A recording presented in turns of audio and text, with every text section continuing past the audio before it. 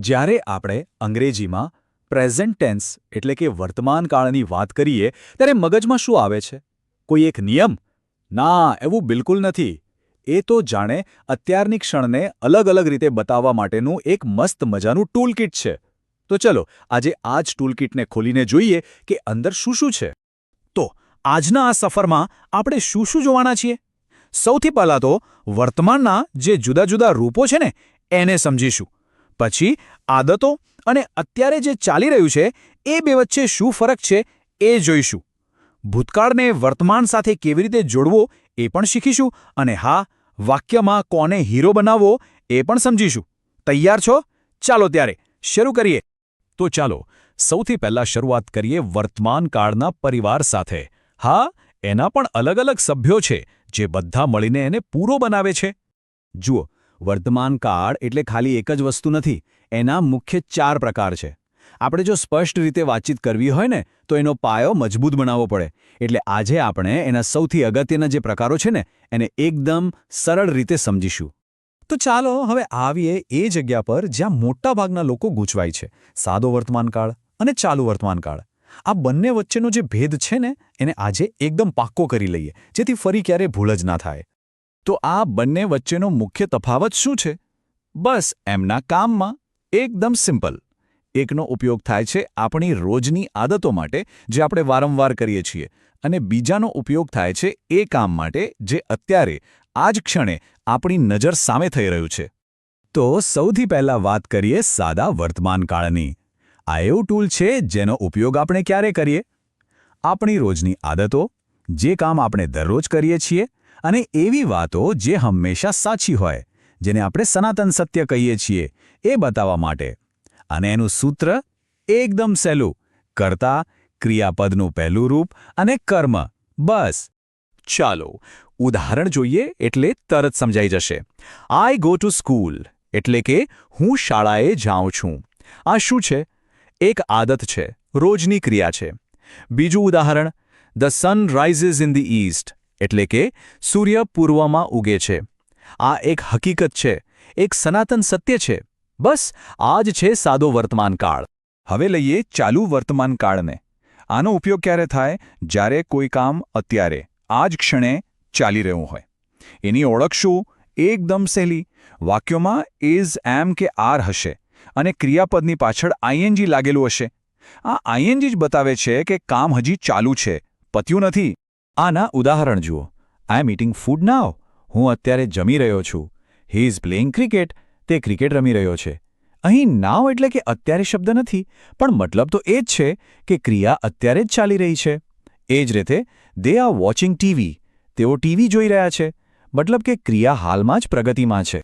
ચાલો હવે આપણા ટૂલકિટમાંથી એક બીજું જોરદાર સાધન બહાર કાઢીએ. આ છે પૂર્ણ વર્તમાનકાળ. ખબર છે, આ બહુ ખાસ છે, કેમ કે એ ભૂતકાળ અને વર્તમાન આ બંને સમયને જોડતો એક પુલ બનાવે છે. તો આનો મતલબ શું? મતલબ એ કે કામ તો ભૂતકાળમાં પતી ગયું છે, પણ એની અસર, એનું પરિણામ આપણને અત્યારે દેખાઈ રહ્યું છે. બસ આટલું જ યાદ રાખવાનું છે. કામ ભૂતકાળમાં, પણ અસર વર્તમાનમાં. આ ચિત્ર જુઓ.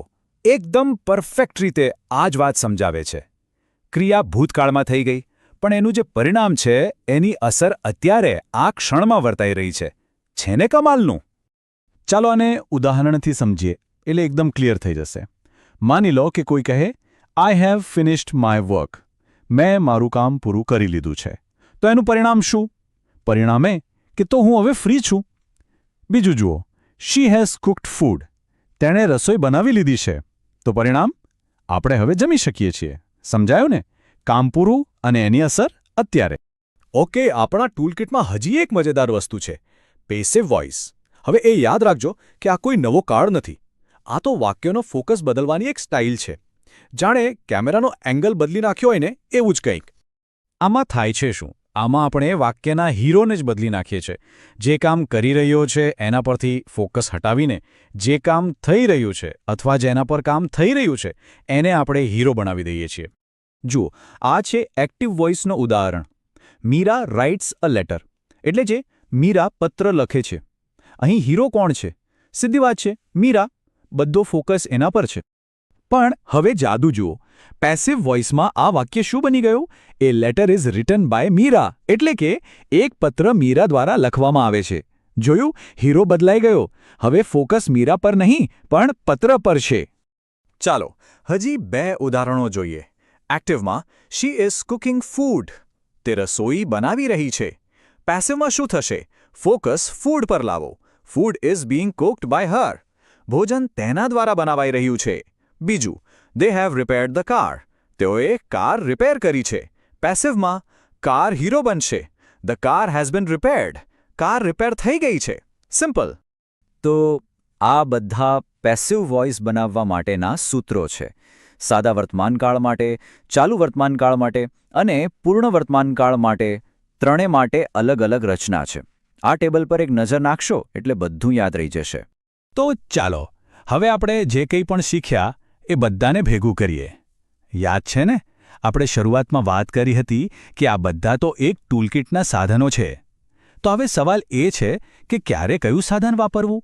એના માટે એકદમ સરળ ગાઈડ છે. બોસ, તમારી જાતને આ 4 સવાલ પૂછો. પહેલો, શું આ કોઈ રોજની આદત કે હકીકત છે? જો હા, તો વાપરો સાદો વર્તમાનકાળ. બીજો, શું આ કામ અત્યારે જ થઈ રહ્યું છે? તો વાપરો ચાલુ વર્તમાનકાળ. ત્રીજો, શું કોઈ કામ ભૂતકાળમાં પત્યું છે પણ એની અસર અત્યારે છે?